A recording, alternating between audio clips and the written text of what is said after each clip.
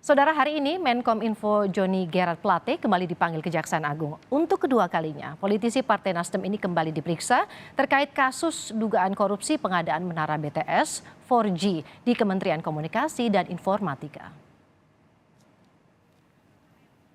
Rabu 15 Maret 2023, menjelang pukul 9 pagi, Johnny G. Plate tiba di kantor Kejaksaan Agung.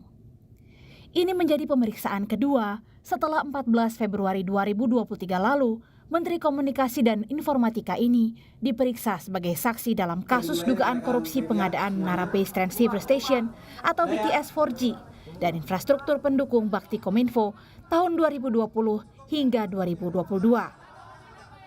Sejauh mana peran pengawasan dan pertanggungjawaban Johnny Plate dalam dugaan manipulasi pembangunan proyek ini terus diselidiki.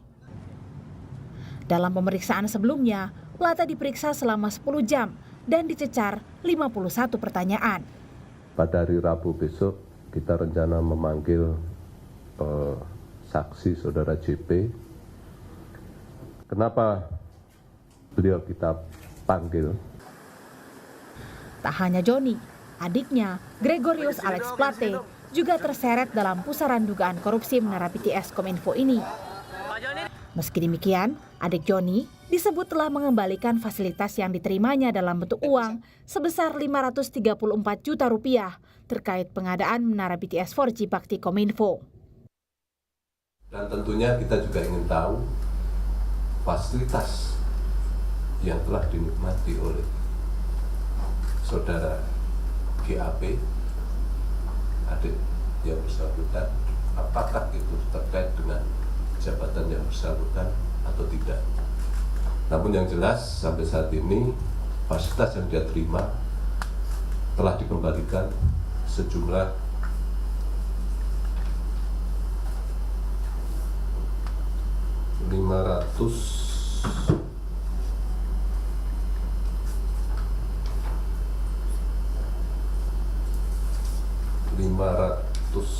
Rp534 juta itu sudah dikembalikan.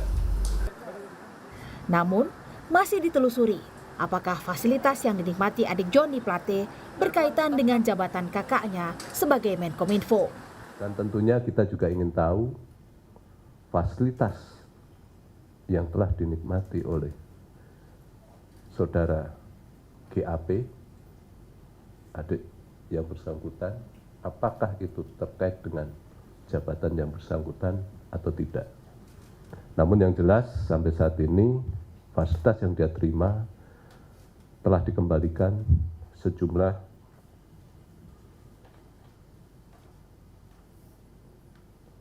Rp534 juta itu sudah dikembalikan. Hingga kini, dalam dugaan korupsi BTS 4G Bakti Kominfo, negara telah menerima pengembalian sekitar 10 miliar rupiah. Program ini sebenarnya bertujuan mempercepat koneksi internet dengan membangun 4.200 menara BTS di daerah terdepan, terluar, dan tertinggal atau 3T.